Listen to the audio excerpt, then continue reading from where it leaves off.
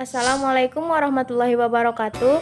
Baiklah, pada pertemuan kali ini kami dari kelompok 9 mata kuliah teori akuntansi akan mempresentasikan materi mengenai laporan posisi keuangan ekuitas, di mana kami dari kelompok 9 beranggotakan yang pertama saya sendiri Nurul Afifah dengan NIM 1816040019, yang kedua Surya Pratama dengan NIM 1816040026, dan yang ketiga Aufa Altafdanul dengan NIM 1816040039. Baiklah, pembahasan materi yang pertama akan dibahas oleh saudara Aufa Altafdanul. Nama saya Aufa Altafdanul, NIM 1816040039. Baiklah, saya akan mempresentasikan makalah kelompok kami, yaitu tentang laporan posisi keuangan ekuitas. Yang pertama adalah konsep ekuitas. FASB Statement of Financial Accounting konsep nomor 6 mendefinisikan ekuitas sebagai hak sisa terhadap aktiva suatu entitas setelah dikurangi hutang. Dari definisi tersebut dapat dikatakan bahwa karakteristik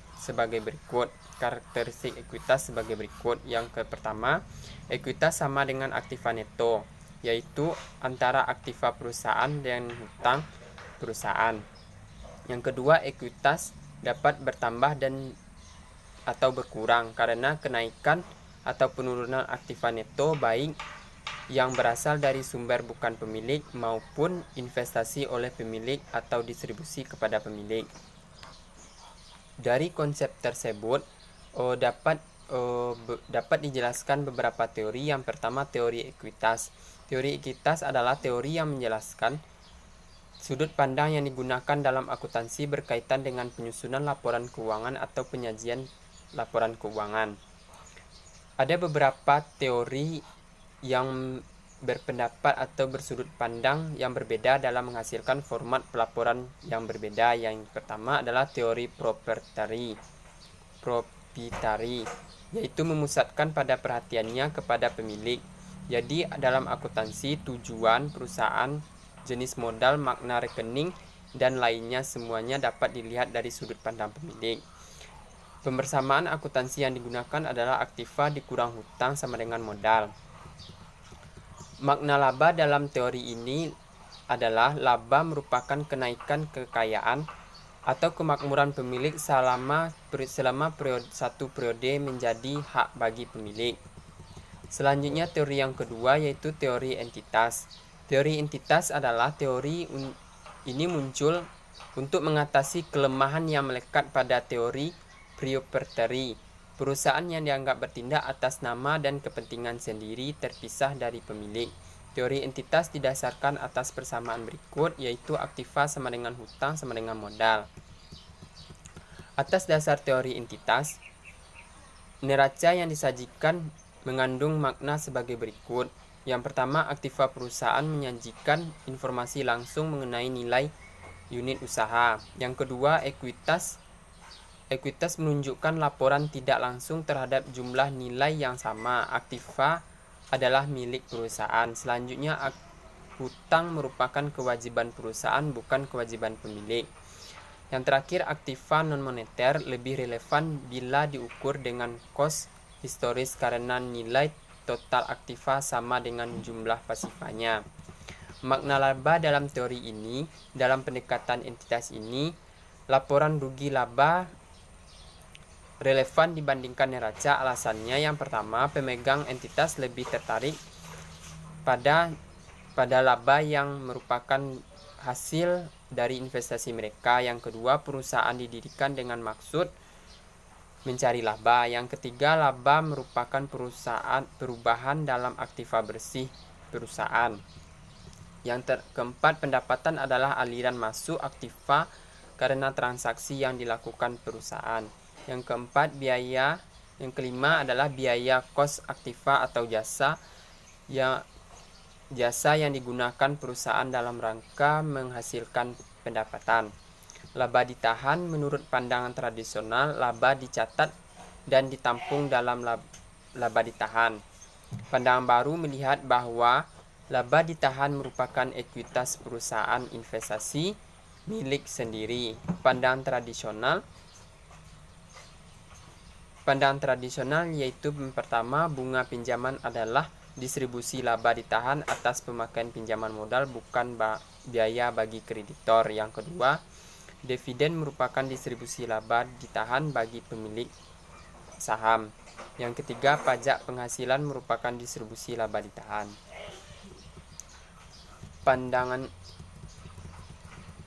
Pandangan baru yaitu kreditor dan pemegang saham dianggap sebagai pihak luar. Bunga pinjaman, dividen, dan pajak penghasilan dianggap sebagai biaya perusahaan karena menurunkan jumlah ekuitas unit usaha tersebut. Selanjutnya, teori yang ketiga yaitu teori ekuitas residual, yaitu seorang teoritis akuntansi William Patton 1962 menyatakan teori ini merupakan salah satu jenis ekuitas dalam kerangka teori entitas. Teori ini, dalam pandangan ini, persamaan akuntansinya menjadi aktiva dikurang ekuitas khusus sama dengan ekuitas residual. Selanjutnya, teori yang keempat yaitu adalah teori enterprise. Teori enterprise berasal dari dipandang sebagai lembaga sosial yang dioperasikan dalam rangka memberikan manfaat bagi banyak pihak yang berkepentingan. Selanjutnya, teori yang kelima adalah teori dana atau fund. Menurut teori dana, unit aktivitas operasi merupakan dasar akuntansi. Unit aktivitas operasi ini disebut dana, yang meliputi sekelompoknya aktiva, restriksi, atau batasan-batasan yang menggambarkan fungsi atau aktivitas ekonomi. Teori dana berdasarkan pada persamaan akuntansinya sebagai berikut, yaitu aktiva sama dengan restriksi aktiva.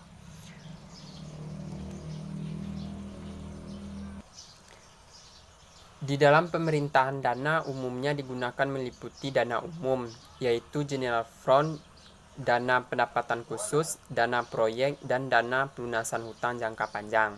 Selanjutnya, pada poin B, laporan nilai tambah atau value added sebagai pelengkap laporan keuangan. Laporan keuangan ini disusun berdasarkan dua anggapan pokok. Yang pertama, bahwa pemilik modal yang ditanamkan dalam perusahaan adalah pemegang saham. Sedangkan yang kedua, tujuan penyusunan laporan keuangan dititik beratkan pada kebutuhan para pemegang saham dan investor. Oleh karena itu, laba bersih suatu perusahaan dapat dipandang sebagai pendapatan yang dihasilkan perusahaan untuk para pemegang saham dan investor. Laporan nilai tambah menunjukkan pendapatan suatu perusahaan sebagai kesatuan usaha dan bagaimana nilai tambah ini distribusikan kepada kelompok-kelompok yang menyambungkan terciptanya nilai tambah tersebut. Ada beberapa hal yang dapat dijelaskan terhadap nilai tambah tersebut. Yang pertama adalah konsep nilai tambah.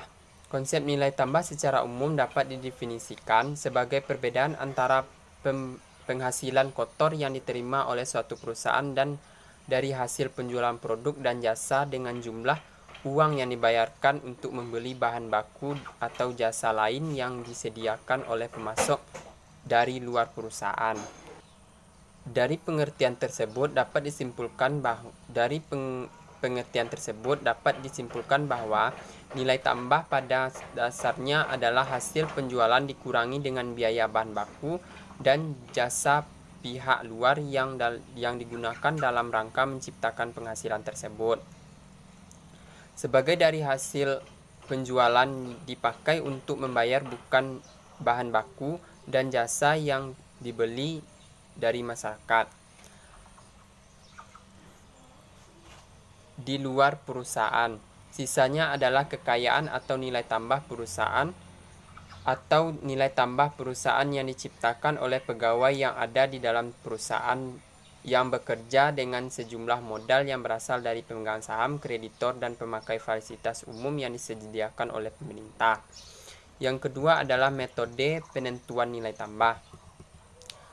Ada beberapa metode Ada dua metode yang dapat digunakan untuk menghitung nilai tambah suatu perusahaan tersebut, yaitu yang pertama metode subtraktif, yaitu nilai tambah perusahaan dapat dihitung dari besarnya nilai penjualan atau output kotor perusahaan, yaitu dengan cara hasil penjualan HP dikurangi dengan beban input BI yang terdiri dari bahan baku atau jasa yang dibeli dari luar perusahaan yang dipakai untuk menghasilkan penjualan tersebut, atau secara matematis dapat dirumuskan sebagai berikut: NT sama dengan HP dikurang BI.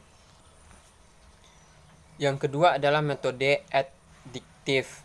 Merupakan nilai tambah NT perusahaan dapat dihitung dari laporan laba operasi, yaitu dengan cara menunjukkan jumlah input produksi yang berasal dari modal dan tenaga kerja dan dalam rangka menghasilkan penjualan. Dalam istilah akuntansi adalah jumlah laba operasi sebelum pajak, bunga, dan pos-pos luar biasa tetapi setelah menghasilkan unsur beban operasi dan laba yang berasal dari kegiatan non-produksi ditambah dengan biaya gaji dan upah pegawai.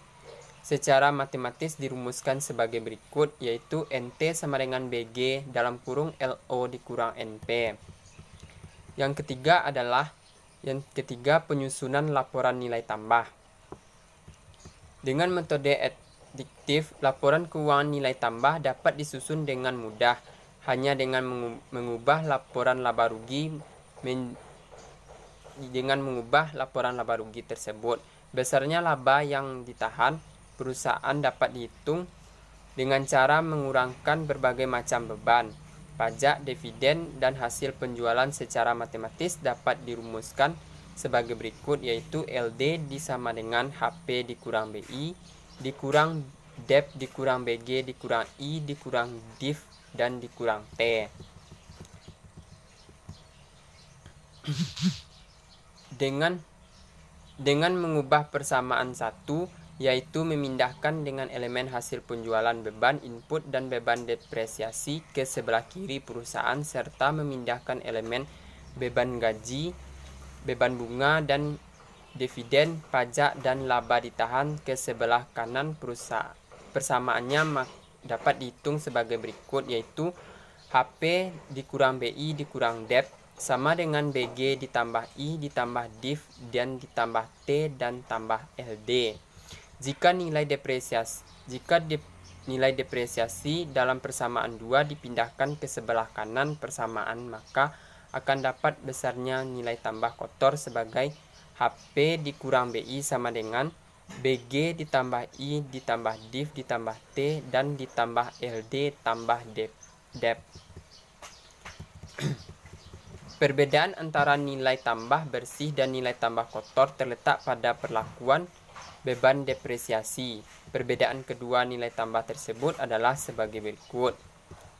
Yang pertama adalah nilai tambah tidak lain adalah kekayaan yang diciptakan oleh perusahaan, dan kekayaan ini akan dinilai terlalu tinggi apabila tidak diakuinya adanya akumulasi penurunan aktiva tetap karena pemakaian aktiva tersebut. Yang kedua, sebagai dengan konsep konsistensi dan matching antara penghasilan dan beban, maka beban depresiasi harus diperlakukan pula seperti halnya beban input bahan baku yang mengurangi hasil penjualan. Yang ketiga, nilai tambah bersih menghasilkan adanya perhitungan ganda, sedangkan nilai tambah kotor akan menghasilkan perhitungan ganda karena tidak dikurangkan dengan beban depresiasi dari hasil penjualan. Yang terakhir, ide suatu perusahaan merupakan hasil kerja kolektif beberapa kelompok orang sesuai dengan konsep nilai tambah bersih. Yang keempat, manfaat laporan nilai tambah. Yang pertama adalah pengungkapan. Pengungkapan nilai tambah merupakan usaha yang memberikan informasi yang lengkap dan relevan tentang kegiatan perusahaan dengan memasukkan informasi beberapa kelompok orang yang berkepentingan terhadap perusahaan seperti pemilik, kreditur, pegawai, dan pemerintahan. Yang B, sederhana dan fleksibel. Laporan nilai tambah mudah disusun dengan memodifikasi laporan laba rugi. Laporan nilai tambah memiliki fleksibilitas dalam penyusunannya karena dapat disusun atas dasar biaya historis, constant producing power, dan bahkan atas dasar current cost accounting sekalipun. Yang manfaat yang ketiga yaitu hubungan industrial. Laporan nilai tambah memiliki beberapa kelebihan dibandingkan dengan laporan laba rugi. Yang pertama, laporan nilai tambah yang menggambarkan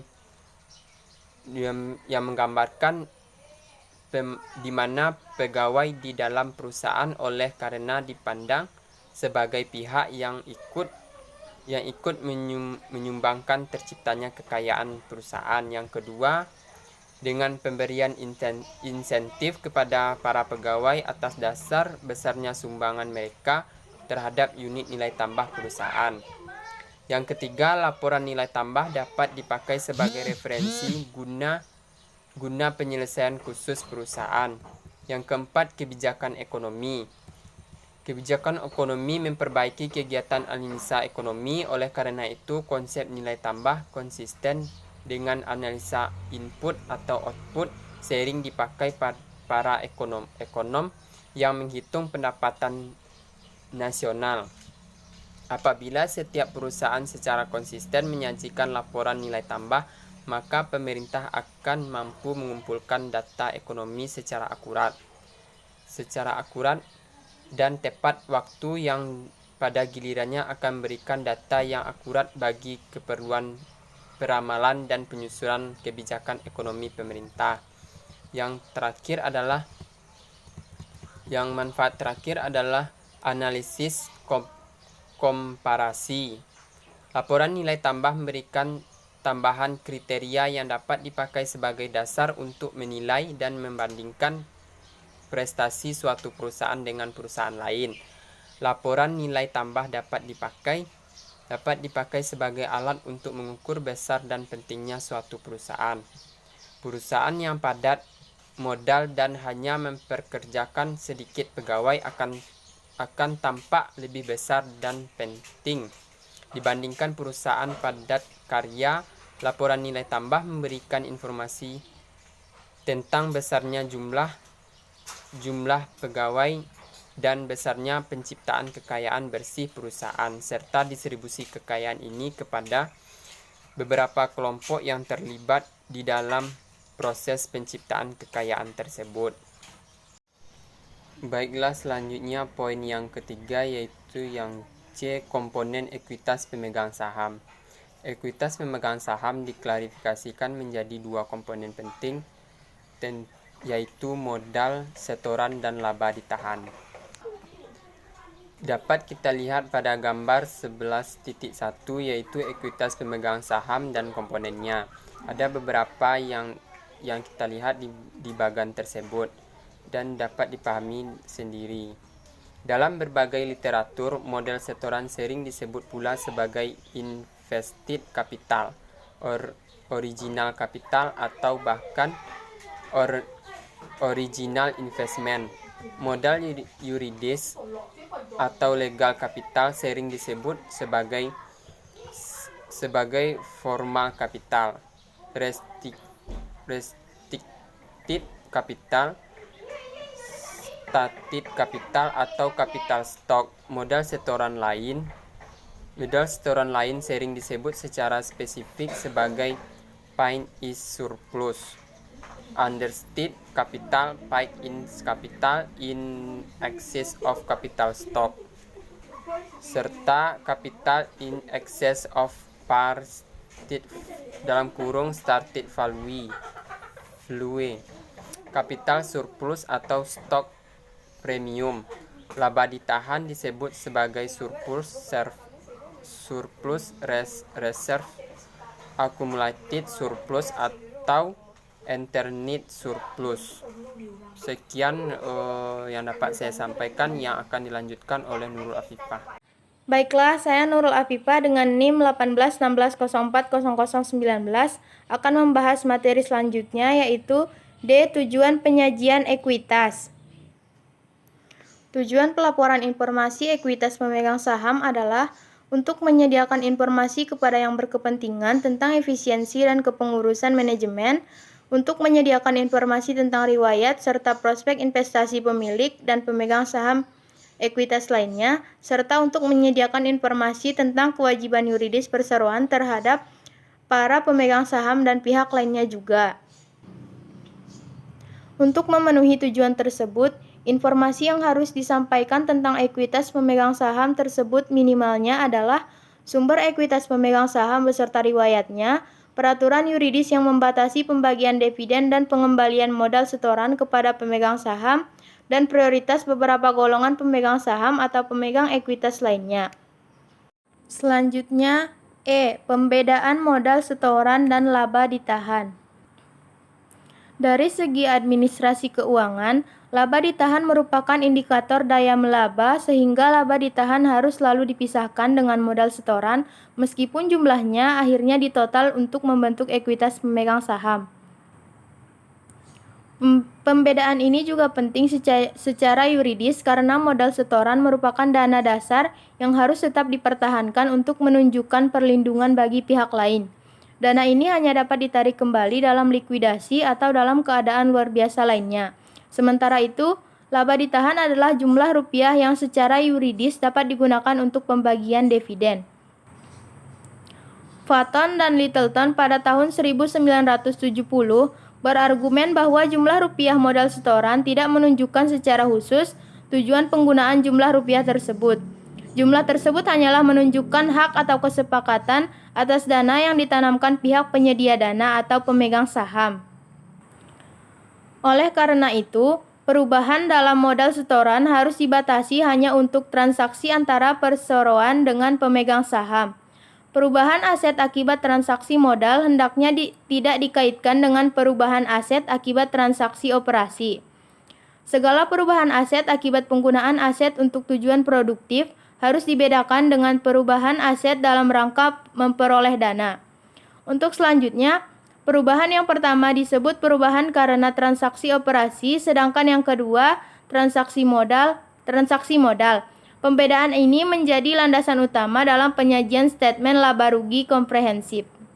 Selanjutnya, G. Perubahan modal setoran. Tujuan utama perekayasaan akuntansi modal setoran ini adalah untuk membedakan secara tegas antara perubahan akibat transaksi operasi dan perubahan akibat transaksi modal. Dalam hal kenaikan modal setoran, pembedaan ini bermanfaat untuk mencegah pemberlakuan kenaikan akibat transaksi modal sebagai laba sehingga timbul kesan adanya jumlah yang tersedia untuk pembagian dividen. Masalah teoritisnya adalah yang pertama, pemesanan saham. Investor yang berminat membeli saham perusahaan harus memesan lebih dahulu saham yang akan dibeli dengan harga sesuai dengan kesepakatan pada saat pemesanan. Secara konseptual, ekuitas pemegang saham bersifat seperti kewajiban. Jumlah rupiah saham pesanan dapat diakui sebagai modal setoran hanya apabila kedua syarat ini telah terpenuhi. Yang pertama, jumlah rupiah yang disepakati dalam pemesanan merupakan klaim yuridis bagi perusahaan terhadap pemesanan dan tidak dapat dibatalkan. Yang kedua, harga pemesanan tersebut akan ditagih penerbit dalam periode yang cukup pasti dan tidak terlalu lama. Masalah teoritis yang kedua yaitu obligasi terkonvensi atau berhak tukar menukar. Perusahaan menerbitkan obligasi dengan karakteristik bahwa obligasi tersebut dapat ditukarkan dengan saham biasa atas kehendak pemegang obligasi dalam periode konversi tertentu.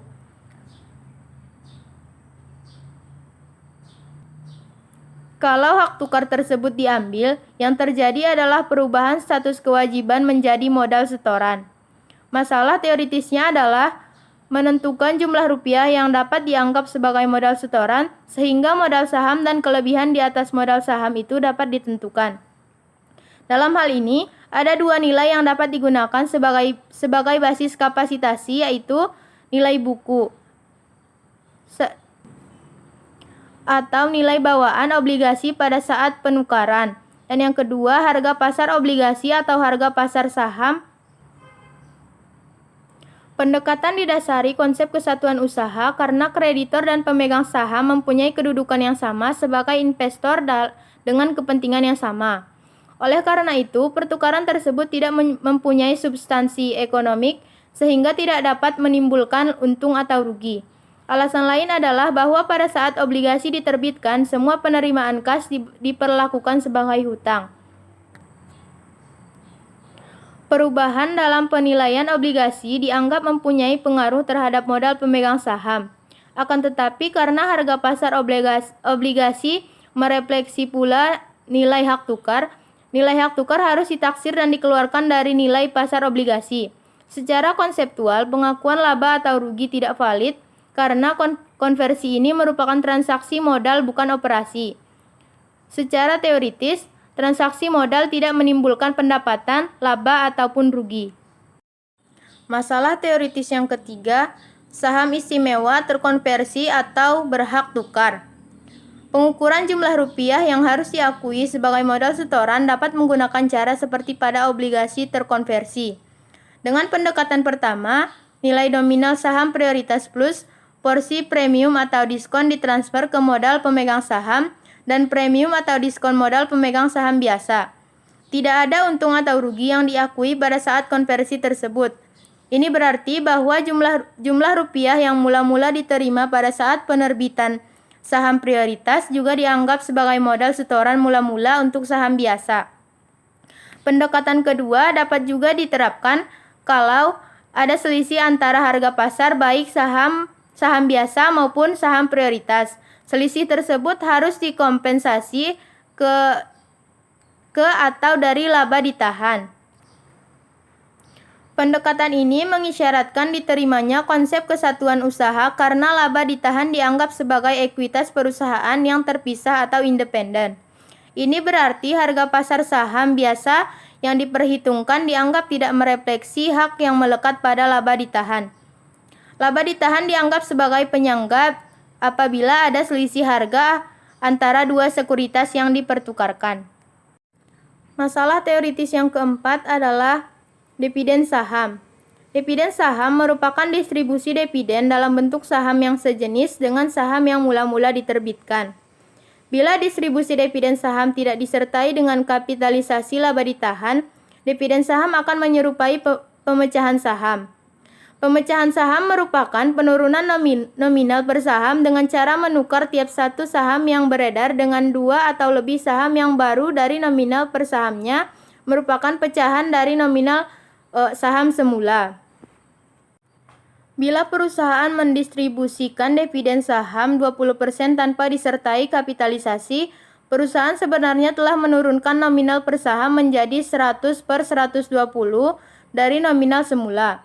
Pembagian dividen saham tanpa kapitalisasi laba ditahan sama saja dengan mempertahankan klasifikasi ekuitas atas dasar sumber. Karena tidak ada kapitalisasi laba ditahan, masalah penilaian tidak timbul. Bila reklarifikasi ekuitas yang menjadi tujuan pembagian dividen saham dan nominal per saham dipertahankan, tambahnya saham yang beredar bukan lagi merupakan pemecahan nominal saham, tetapi benar-benar merupakan dividen saham. Pembagian dividen saham ini akan menimbulkan masalah penilaian untuk kapitalisasi laba ditahan dan masalah pengungkapan yang memadai. Karakteristik dividen saham. Bagi pemegang saham, dividen bukan merupakan pendapatan atau laba. Berbagai teori atau argumen diajukan untuk menjelaskan mengapa dividen saham bukan merupakan laba bagi penerimanya. Dari sudut pandang kesatuan usaha, dividen saham bukan merupakan pembagian laba karena tidak ada penurunan aset perusahaan atau kenaikan utang perusahaan. Kalau laba ditahan dianggap sebagai ekuitas yang terpisah sehingga ekuitas pemegang saham hanya terdiri atas setoran modal, dividen saham atau kas merupakan pendapatan atau laba rugi pemegang saham karena mereka memperoleh sesuatu sesuatu yang sebelumnya tidak dipunyai. Dari sudut pandang kesatuan pemilik, dividen saham bukan merupakan laba bagi penerimanya. Alasannya adalah bahwa laba perseroan juga merupakan laba pemilik. Oleh karena itu, dividen kas dianggap sebagai pengembalian atau prepay oleh pemilik dari sesuatu yang memang sudah menjadi haknya sehingga tidak ada tambahan kemakmuran. Kapitalisasi atas dasar nilai nominal. Kalau tujuan penyajian informasi modal pemegang saham adalah untuk menunjukkan modal yuridis, kapitalisasi dividen saham haruslah hanya sebesar nilai nominal atau kenyataannya. Jumlah ini sebesarnya merupakan jumlah minimal yang harus dikapitalisasi untuk memenuhi ketentuan yuridis. Alasan pendukung kapitalisasi hanya sebesar nilai yuridis adalah bahwa dividen saham bukan merupakan pendapatan atau mengkapitalisasi sebesar harga pasar yang memberi kesan bahwa dividen tersebut merupakan pendapatan yang direinvestasi ke dalam perusahaan. Alasan lain yang dianggap cukup kuat adalah bahwa harga pasar menggambarkan harga seluruh ekuitas pemegang saham. Jadi, sangat tidak logis untuk mentransfer jumlah yang merefleksi elemen modal setoran dan laba ditahan ke modal setoran itu sendiri. Kapitalisasi atas dasar harga saham. Walaupun dividen saham berbeda dengan dividen kas, sebagai dividen keduanya dianggap sebagai distribusi ke pemilik. Oleh karena itu, dividen saham dapat dipandang sebagai pengganti dividen kas karena dividen saham mempunyai nilai. Nilai tersebut diukur atas dasar harga saham. Dengan demikian, harga pasar merupakan dasar yang tepat untuk menentukan kapitalisasi. Masalah teoritis yang selanjutnya adalah hak beli saham, opsi, dan waran. Hak beli saham adalah hak yang diberikan bagi pemegang saham lama untuk membeli sejumlah saham. Hak beli saham sering dianggap mempunyai harga pasar sehingga timbul pendapat bahwa hak beli saham tersebut dikapitalisasi. Bila dividen saham dapat dikapitalisasi, maka hak beli saham juga dapat dikapitalisasi karena hak beli saham dapat dianggap sebagai dividen saham dengan nilai sebesar harga pasar hak beli saham. Jumlah ini dikapitalisasi ke modal setoran lain. Argumen ini dibantah hak beli saham menjadi modal setoran adalah dengan alasan bahwa kapitalisasi tidak logis karena tidak adanya sumber ekonomik yang disetorkan oleh pemegang saham dan tidak ada saham baru yang diterbitkan. Masalah teoritis yang keenam adalah opsi saham. Opsi saham adalah semacam kontrak yang memberi hak kepada karyawan perusahaan untuk membeli saham perusahaan dalam jangka waktu tertentu dengan harga yang tertentu pula. Opsi saham ini biasanya digunakan sebagai sarana untuk meningkatkan loyalitas dan motivasi karyawan dengan menjadikan mereka sebagai pemilik perusahaan untuk menambah penghasilan karyawan. Opsi saham non-imbalan. APB Opinion nomor 25 pasal 7 menentukan bahwa opsi saham dapat dikategorikan sebagai non-imbalan atau non-kompensasi kalau keempat karakteristik berikut ini dapat dipenuhi. Yang pertama, hampir seluruh karyawan penuh atau full-time yang memenuhi kualifikasi jabatan terbatas boleh berpartisipasi dalam program opsi saham. Yang kedua, karyawan mempunyai hak membeli saham dalam jumlah yang sama atau atas dasar persentase tertentu dari gaji atau upah. Yang ketiga, jangka waktu opsi tidak terlalu lama. Dan yang keempat, harga saham tidak terlalu rendah dibandingkan dengan harga pasar saham atau harga yang ditawarkan kepada pihak lain. Selanjutnya, opsi saham imbalan. Kalau program opsi saham tidak memenuhi kriteria sebagai opsi saham non-imbalan, tentunya opsi saham tersebut merupakan opsi saham imbalan. Misalnya saja, para eksekutif opsi saham ditawarkan hanya kepada karyawan. Kalau banyaknya saham dan harga tertentu bukan ke seluruh pengambilan sudah diketahui pada saat opsi ditawarkan, maka kompensasi dapat diukur pada saat itu juga atas dasar selisih harga pasar dan harga pengambilan. Akan tetapi, kalau cacah saham dan harga pengambilan tergantung pada hal-hal yang akan terjadi di masa mendatang, kompensasi yang diperhitungkan dan diakui sebagai biaya biasanya adalah selisih dari harga pengambilan dan harga pasar pada tanggal pengukuran. Yang selanjutnya adalah waran. Dalam PSAK nomor 41, waran merupakan efek yang diterbitkan oleh suatu perusahaan yang memberi hak kepada pemegangnya untuk memesan saham dari perusahaan tersebut dengan harga dan jangka waktu tertentu. Pemegang waran dapat membeli sejumlah saham dengan mengembalikan waran tersebut dan membayar sejumlah uang kas tertentu. Waran berbeda dengan hak pembeli saham dan opsi saham dalam beberapa aspek, yaitu yang pertama, waran diterbitkan oleh perusahaan sedangkan hak beli saham diterbitkan oleh investor. Yang kedua, jangka waktu opsi waran biasanya lebih lama daripada jangka waktu opsi hak beli saham. Yang ketiga, waran dijual atau diterbitkan kepada umum, bukan kepada pemegang saham atau karyawan perusahaan, dan biasanya hal ini menjadi syarat bagi pembeli. Yang keempat, saham dijual dengan harga tertentu atau tunai dan tidak gratis. Yang kelima, harga pembelian saham total atau harga waran plus tambahan kas pada saat pengambilan opsi biasanya melebihi harga pasar saham pada saat waran ditawarkan. Dan yang keenam, bila hak opsi tidak diambil, kos waran tidak dapat ditarik kembali oleh pemegang waran. Dan yang ketujuh, waran dapat diterbitkan menyertai penerbitan surat utang atau obligasi. Baiklah, pembahasan selanjutnya akan dilanjutkan oleh Surya Pratama. Nama saya Surya Pratama, NIM 18160400B6. Saya akan melanjutkan presentasi dari kelompok kami, yaitu G, penurunan modal setoran. Saham treasury atau treasury stock. Transaksi yang jelas akan mengurangi modal setoran adalah penarikan kembali. Melakukan penarikan kembali saham sebagai saham treasury adalah: yang pertama, saham tersebut akan diterbitkan kembali kepada karyawan dalam program opsi saham. Yang kedua, saham tersebut akan digunakan untuk membeli perusahaan lain, transaksi penggabungan usaha atau business combination. Yang pertama, konsep satu transaksi. Konsep ini disebut juga dengan metode cost karena jumlah rupiah total yang dibayarkan dianggap seakan-akan merupakan kos pembelian saham treasury. Yang kedua, konsep dua transaksi. Konsep ini, pemerolehan kembali saham sebagai saham treasury dianggap sebagai likuidasi ekuitas pemegang saham, sedangkan penjualan kembali saham treasury dianggap sebagai penerbitan saham baru. Perubahan laba ditahan.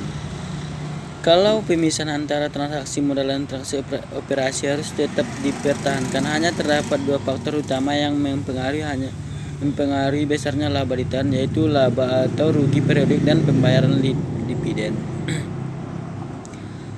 Transaksi yang lain yang dapat mempengaruhi laba ditahan adalah transaksi yang tergolong dalam transaksi modal.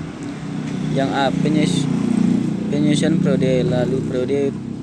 Periode period adjustment adalah perlakuan terhadap satu jumlah rupiah yang mempengaruhi operasi periode masa lalu yang baru ditemukan atau baru dapat diakui dalam periode sekarang, bukan dapat sebagai pengurang atau penambah sekarang atau berjalan sebagai penyesuaian terhadap laba ditahan awal periode. Perhitungan laba tahun sekarang masuk dalam statement laba rugi tahun sekarang. Yang B, koreksi kesalahan. Sistem akuntansi biasanya dapat dirancang dengan cukup cermat sehingga kesalahan dalam pencatatan akan segera dapat dideteksi sehingga dapat segera lakukan koreksi. C, pengaruh perubahan akuntansi, accounting change. Karena alasan tertentu, suatu perusahaan mungkin melakukan kebijakan yang mempunyai pengaruh terhadap konsistensi dalam proses akuntansi dalam pelaporan keuangan yang disebut sebagai perubahan akuntansi. Ada 3 macam bentuk perubahan akuntansi, yaitu yang pertama, perubahan prinsip atau metode akuntansi, change in accounting principle or method. Yang dua, perubahan atraksiran akuntansi, change in accounting estimate. Yang ketiga, perubahan kesehatan plafon, change in the reporting entry. Penyesuaian reaktif. Penyesuaian mengakibat pengaruh kumulatif perubahan dalam laba periode yang lalu sebagai penyesuaian periode yang lalu. Yang B, penyesuaian sekarang. Metode ini mengakui seluruh pengaruh perubahan dalam laba periode yang lalu sebagai poin yang dapat menghitung laba periode sekarang. Dalam kurung periode terjadinya perubahan. Penyesuaian sekarang dan prospektif. Metode ini menyebar pengaruh kumulatif perubahan dalam laba periode lalu ke periode sekarang dan beberapa periode yang mendatang sesuai aplikasi dalam standar. Beberapa perubahan akuntansi mengikuti perlakuan tertentu dan beberapa perubahan mengikuti perlakuan yang lain. Yang di ekuasi reorganisasi. Ekuasi reorganisation PSAK nomor 51 pasal 9 mendeskripsi pengertian ekuasi reorganisasi sebagai berikut.